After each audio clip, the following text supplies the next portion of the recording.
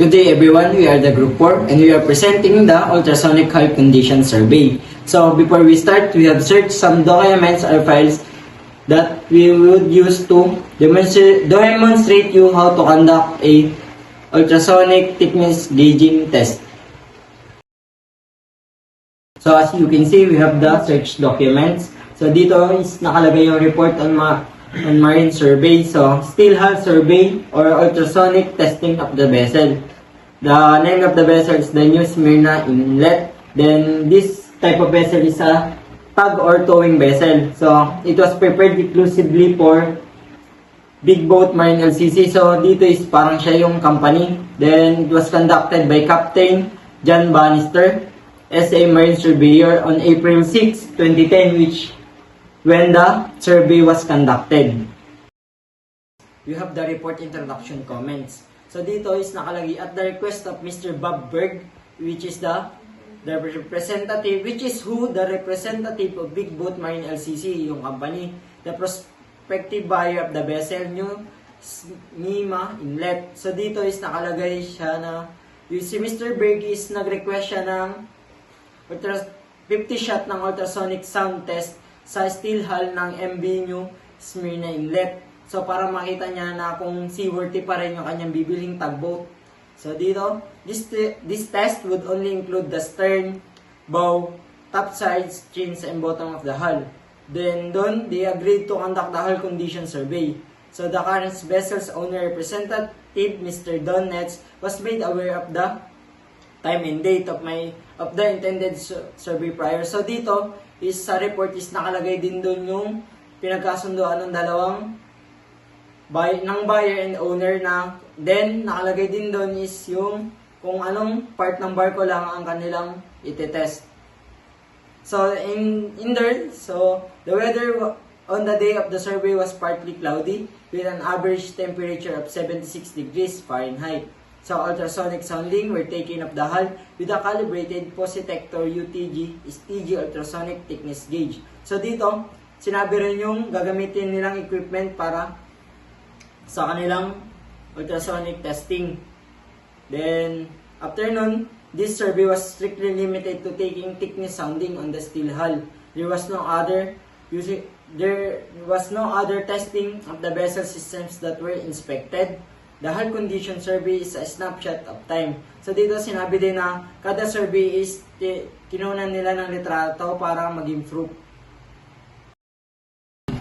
Yun, as you can see in the image, para mas madali nyo makita, dito nag-start sila sa stern, starboard, port, and up ng tugboat. So dito may makikita rin kayo dyan sa image niya ng mga numbers which specifies or dinidefine nila yung mga measurement ng mga bakal doon after ng kanilang ultrasonic thickness gauging na ginamit na equipment. So dito, after ng test nila yung stern, they find out that the stern part of the tugboat is solid, no excessive corrosion or cracks on external inspection.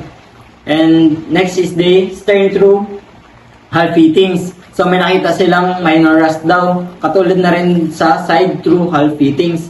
So they find out some minor rust. So some minor rust, so meaning pwede nila yun i-maintenance using the mechanical tools like sand blasters, sanders, or some rust remover na chemicals yun.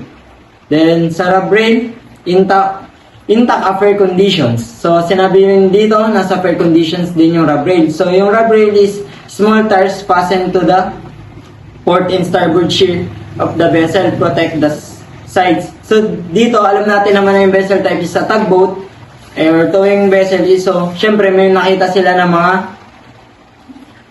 mga gulong. Kumbaga, yun yung nilalagay nila sa sides. Kasi para yun nga, if ever na dumikit man sila sa barko, itulak nila yung barko is hindi magagasgasan yung steel plates ng kanilang barko. Then dito, nakalagay din sa transom appears to be in condition. So no excessive corrosion found out in the interior or exterior of the transom. Then after nun is the up deck. A hydraulic steering arm system was sighted that was protected by removable steel deck plates on the of main deck. The steering system was only cited on this survey. So dito rin sinabi nila kung ano lang ang ginawa nila doon. So sinabi lang nila, tiningnan lang nila yung steering arm system na yun nga, nakita nila na may protected na steel plate. Okay, after naman nun is yung hull conditions. So dito sinurvey din nila yung hull. So sa hull condition naman, doon sa hull cosmetics, they found out na they were in good conditions. So, some minor fittings in the steel plates. So, alam naman natin na normal lang naman na magkaroon ng fitting corrosion sa ilalim ng barko, sa hull. So, probably, they will fix it by using the mechanical tools like sandblasters, yung mga pangtanggal ng mga rust.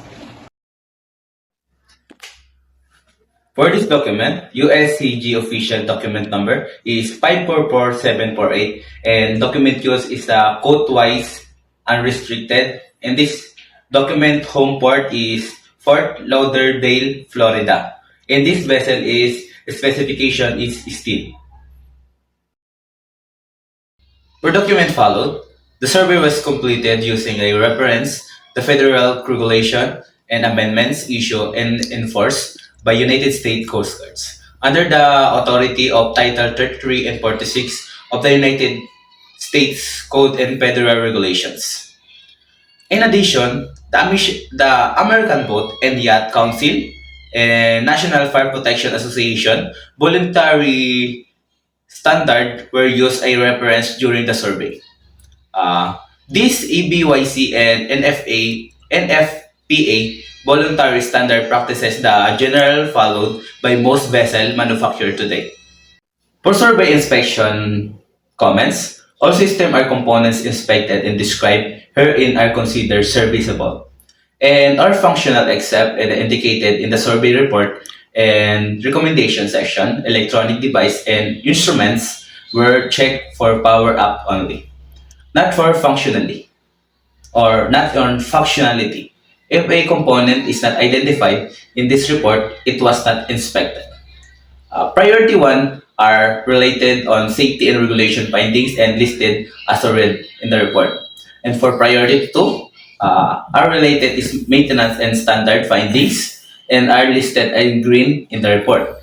And for other recommendation are findings that are relatively minor in nature and are listed in blue in the report.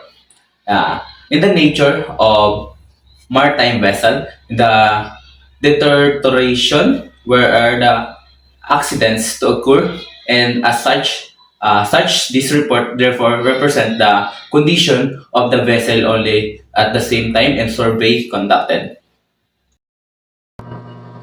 This page provides the general information about the survey and the vessel itself.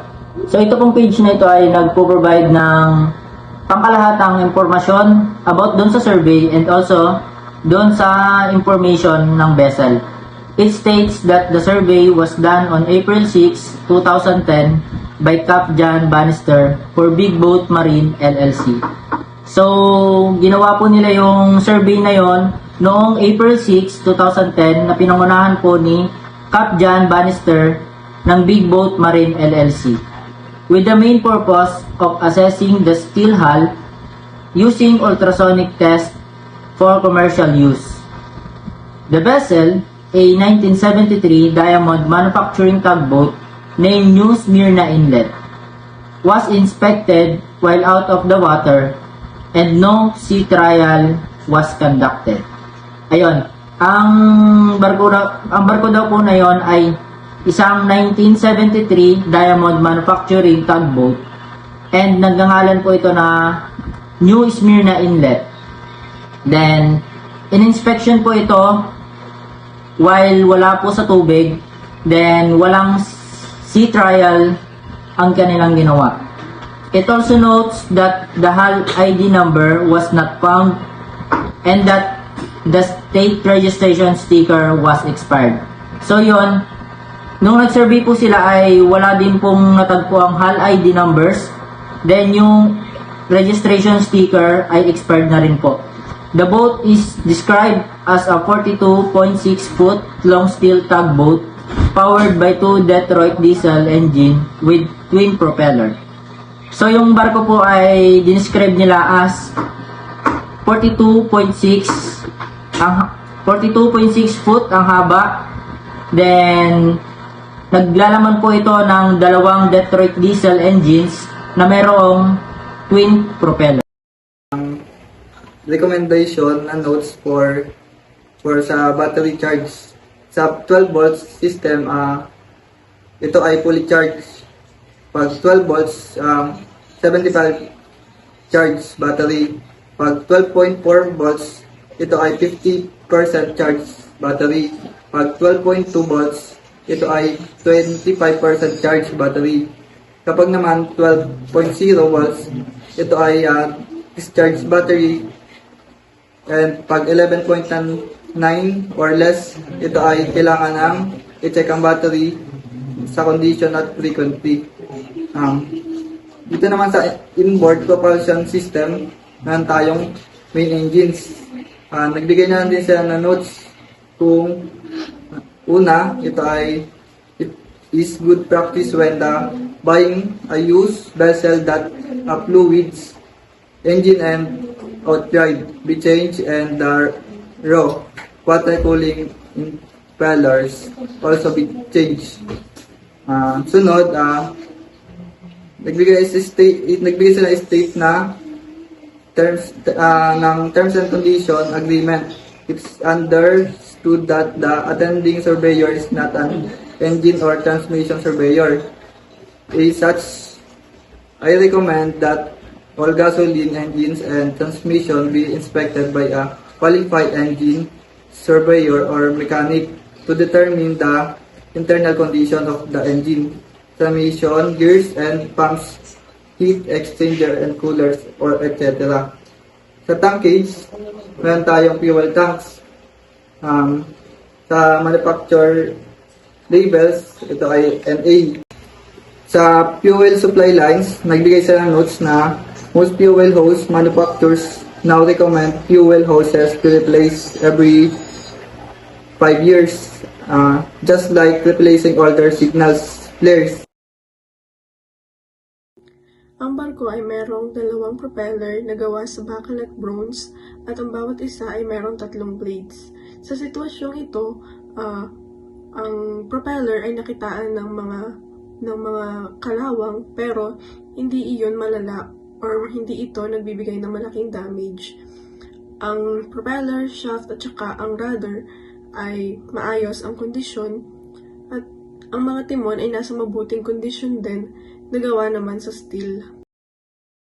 Sa condition ng transducer na nakikita sa port side, napansin itong madaming buhangin or puno ng buhangin at ang recommendation dito upang maalis ay kailangan itong linisin, i-test or palitan na ng expert. Sa true hull fittings naman, ang butas or yung mga connection sa katawan ng barko ay gawa sa steel or sa iron composite. At ang condition naman nito ay fair or katamtaman lang ang damage. Hull at ultrasonic sounding. Ang strakes ay sinusukat gamit ang ultrasonic testing or tool upang malaman ang kapal ng bakal. At sa sitwasyong ito, ang kapal ng strakes ay nasa 0.279 hanggang 0.304 pulgada. Sa solid hull, ang mismong katawan ng barko sa pagitan ng mga strakes ay mas makapal na nasa 0.500 pulgada at sa kabuuan, nasa mabuting kondisyon ang ilalim ng barko sa sitwasyong ito. So, in the last part of document, after the inspections and surveys of the parts of the tugboat, dito makikita natin yung closing statement in the signature of the surveyor. So, dito nakasama rin na dun sa in-evaluate nila na tugboat in accordance with the request for a marine survey of the vessel New Smyrna Inlet for the purpose of evaluating its present condition on the day of the survey. Doon nga inireview na yung mga sinabit na assessment based sa mga proceeding report are correct and not corrupted or hindi man lang gawa-gawa lang. So nandun din yung mga proof ng picture kung kailan nila ginawa yung surveys, then kung ano yung mga dapat nilang ayusin. So dito, sinertify ng surveyor na yun nga, lahat ng nakalagay dun is tama and pasok sa kanilang standards.